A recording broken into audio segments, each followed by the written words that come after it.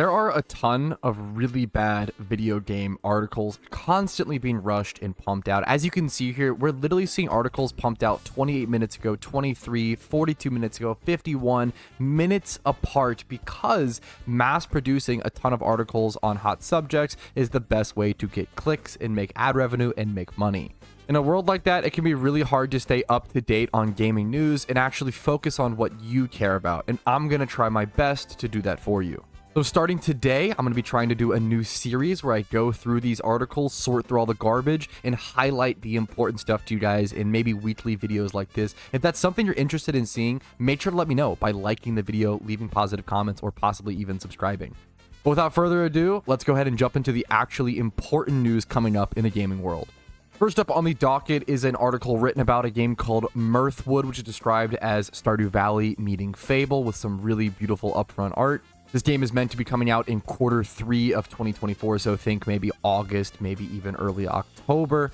I will say this cover art is a little bit of a misrepresentation of what the game actually looks like in my personal opinion. However, I think this unique art style is still really incredible, so I would have loved to see them show this off a little more, seeing a little bit of RuneScape-esque combat in my opinion here, with this guy sort of going over to this Squire Knight-like character. We even see some more dreary dark stuff with him trying to go fight a werewolf, some really unique art style here, with what I can only assume will be a lot of RPG mechanics with a really cool open world to explore, similar to that of Stardew Valley.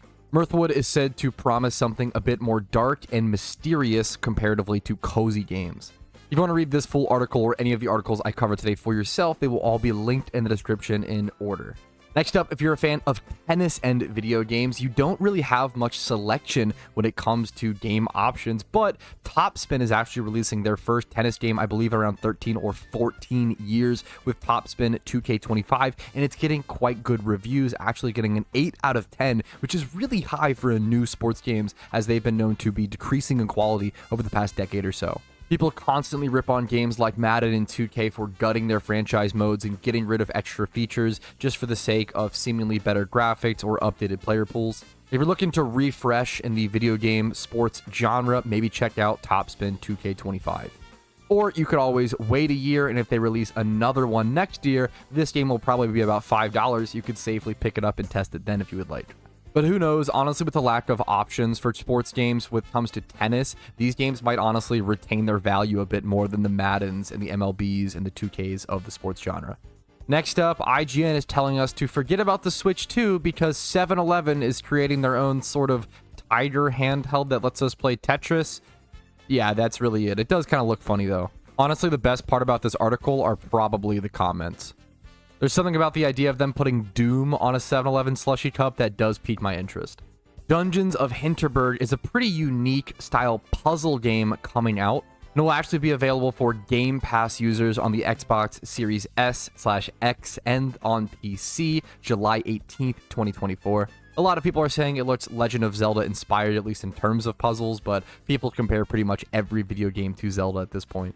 If you have the Game Pass, why not check it out if you like puzzle games? Otherwise, I'm probably going to stick around and wait for some reviews. It does look really beautiful and unique in this graphic style, though.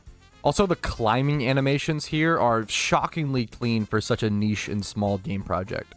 Around 2 years ago, China stopped allowing the introduction of Blizzard games into their marketplace, which obviously really hurt their sales and player bases in pretty much all Blizzard games, as it's a huge market. They'd previously had a 14-year relationship, and that was all closed down 2 years ago, but it may be rekindling. Now, this is just kind of rumors in discussion. We don't know. There's no deal actually set in stone yet, but this could be a big deal for any World of Warcraft players, Overwatch 2, StarCraft, maybe even Diablo. There could be a huge surge in player base in these games if you play them and it impacts you in that way. It could affect markets, and it's really important to be aware of this stuff coming up. It's just a possibility, though. Don't go buy everything off the auction house too soon.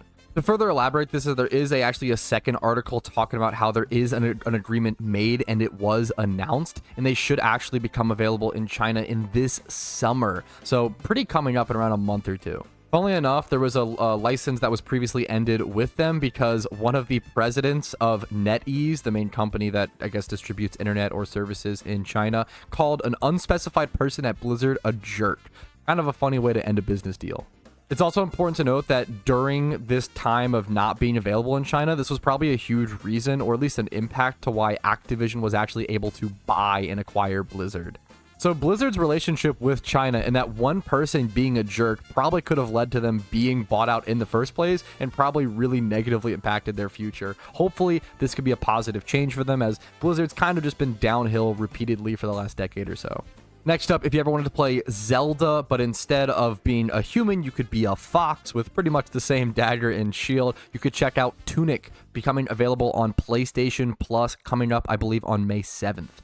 The rest of the PlayStation Plus titles becoming available for free in May are going to end up being EA Sports FC 24, Ghost Runner 2, Tunic, which we just talked about, Destiny 2, Lightfall, I believe it's an expansion, and then some games that are leaving the PlayStation Plus store consist of Immortals of Avum and Minecraft Legends, as well as Skull the Hero Slayer, which for whatever reason is hidden down here in the article. So make sure to play these games if you want to play them before they leave the store, and make sure to free up some space to download these new upcoming games. I'm sure most of you already know about this, but I still want to cover it since it's such giant news, and if one person could find out about it from me, it's super important and I might as well cover it. So the Xbox 360 online store will be closing on July 29th, 2024. You will no longer be able to purchase new games on the marketplace, DLCs, etc. So picking up any DLCs for the 360 games you already own or any digital copies is really important to do. A lot of physical Xbox 360 games have been going up in price, obviously, because of this, because there's sort of a rush to sort of own them since you will no longer be able to always have access to them digitally. You'll still be able to play games online after this service goes down, and you'll still be able to play all the games you already own. I believe you'll even be able to re-download everything if you need to. You just won't be able to purchase any new games or DLCs. Next up, we have some Kerbal Space Program news. The first game was touted as one of the best, most open and advanced games you could actually tinker around with and create things in. It had overwhelmingly positive reviews on Steam, and was honestly huge for the advancement of how complex video games could get in general. It really pushed the limits of what a sandbox game and physics could be within a video game. However, unfortunately, Kerbal Space Program 2 is seemingly not following in its footsteps, getting mostly negative reviews, which is pretty brutal on Steam. Being $10 more expensive on launch, even for an early access game, it's even touted as being in pre-beta at the moment, costing $50 for access. It's getting destroyed with negative reviews, and Take-Two Interactive, the publisher for the game, had to shut down one of their branches. It was such an embarrassing situation. It's really unfortunate to see such an acclaimed franchise like Kerbal Space Program become another one of those games just trapped in early access, released way too soon, and seems like it'll never get a final release. Just another unfinished product being sold. They ended up having to lay off 579 employees and cancel multiple projects. Pokemon Go seems to always have new events around the corner, and it's no different this week with a flying type event coming up with your ability to catch Spearows, Doduos, Hoothoots, Talos, Rufflets, Pidgeys, Murkrows, Wingulls, Starlies, Pidoves, and Fletchlings a lot more commonly in the wild. Pokemon Go players may also be able to get another Master Ball within the game soon, which are given extremely sparingly. This will only be the third Master Ball given in the game's history since its launch in 2016. Which obviously, if you don't know, the Master Ball just allows you to guaranteed catch a Pokemon, and there's some really difficult Pokemon that can run away from you in Pokemon Go. World of Warcraft revealed their patch notes for the final update of Dragonflight, which is the current DLC they're operating under. The patch is going to drop on May 7th, featuring new storylines, heritage armor quests, and limited time PvE events. And for the value hunters and free-to-play gamers out there, the Epic Games Store is going to be offering over $100 in value with free games and content next week. However, I'm going to be totally honest, it's mostly due to a bunch of chests from this game called Firestone, which just seems to be like a mobile game, so nothing super interesting there. Although you do get this really interesting looking game called Circus Electric for free. It's a $20 game on Steam, which will once again be free to download on the Epic Games Store permanently starting May 9th.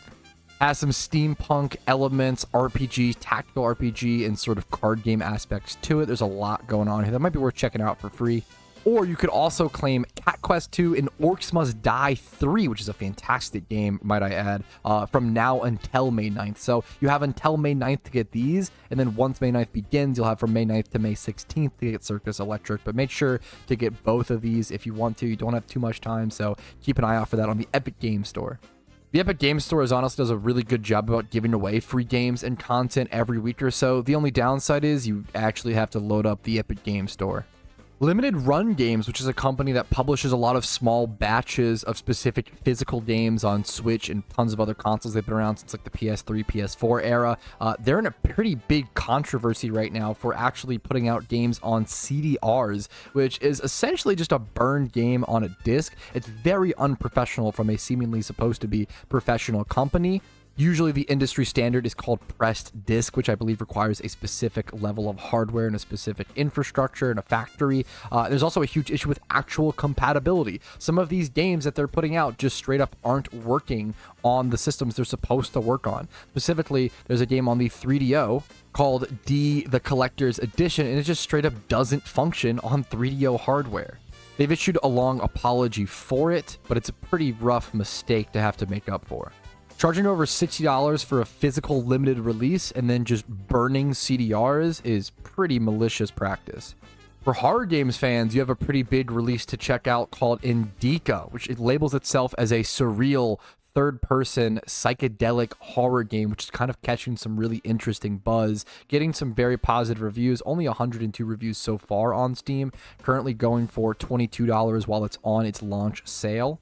The game just seems super unique. It's about a nun who sets off on her own self-discovery journey and has the devil by her side for that journey. The game actually has some really beautiful looking graphics and then switches over to a more of an 8-bit style though for certain parts of the game. I don't know when or why that happens, but it's pretty rare you see a game switch styles so drastically like that.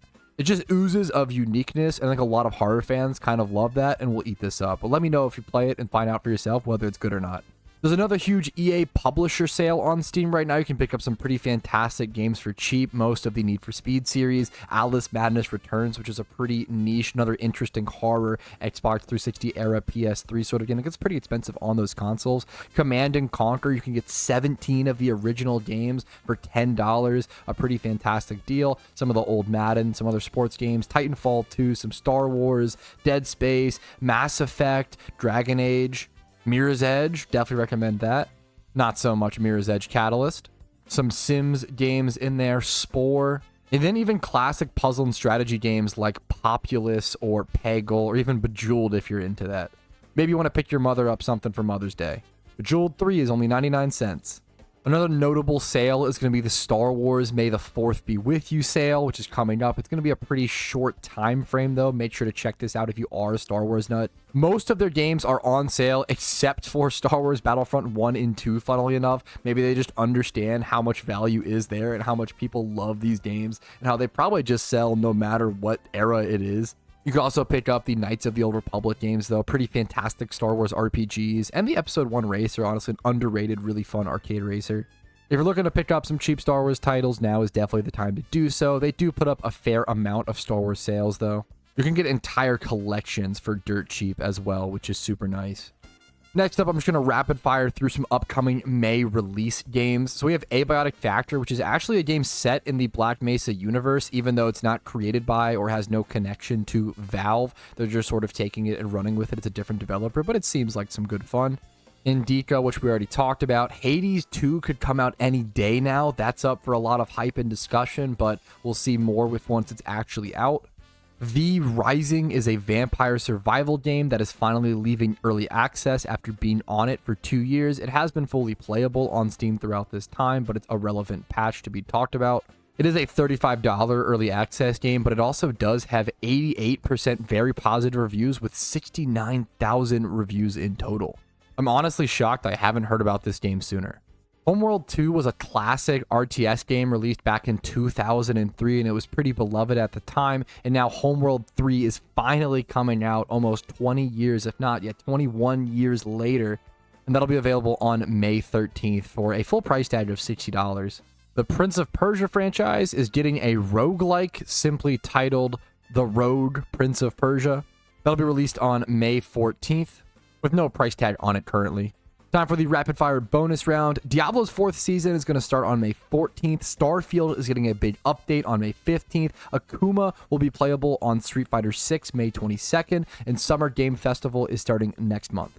An automation game similar to Satisfactory called Foundry is releasing on May 2nd. MotoGP, a bike racing game on May 2nd. Undead Incorporated on May 2nd. Heading Out on May 7th. Animal Well on May 9th. Crow Country, a PS1 style horror game on May 9th. Little Kitty Big City, cute cat adventure game May 9th. Make sure to mark your calendars for that one. Gatekeeper, a sci-fi roguelite on May 10th. Songs of Conquest, a turn-based fantasy strategy RPG on May 10th. Braid Anniversary Edition, a puzzle game being remastered on May 14th. Another game on May 14th being Dread Delusion, an old-scroll open-world RPG. Men of War 2, a World War II RTS being released on May 15th. Paladins, a cooperative playing RPG on May 15th. Ghosts of Tsushima Director's Cut, being a Sony Samurai port game on May 16th. Lorelei and Laser Eyes, a puzzle game on May 16th. RoboBeat, a first-person rhythm shooter on May 16th. Norland, a colony simulator on May 16th. Sea Blip looks like a pirate Terraria being the description on May 17th. Honestly, pretty interesting. Paper Trail, a folding puzzles, probably cozy game on May 21st. Sci-Fi Ecology City Builder Synergy being released on May 21st. Crown Wars, a medieval tactics game on the May 23rd. Duck Detective, a paltry PI adventure, May 23rd. Haunty, glowing underworld adventure, released on May 23rd. Songs of Silence, an RTS with turn-based management on May 23rd. World of Goo, a puzzle game on May 23rd. Capes, a turn-based superhero tactics game on May 29th. Scald Against the Black Priority, a retro party-based RPG on May 30th. And then F124, a Formula 1 racing game on May 31st. All right, but that's everything I wanted to cover in gaming news today. If you think I missed anything, let me know in the comments. And as always, like this if you want to see more of this, dislike if not, and subscribe for videos every other day, and hopefully some more gaming news. Thanks for watching, guys. I'll see you later. Peace, Reno.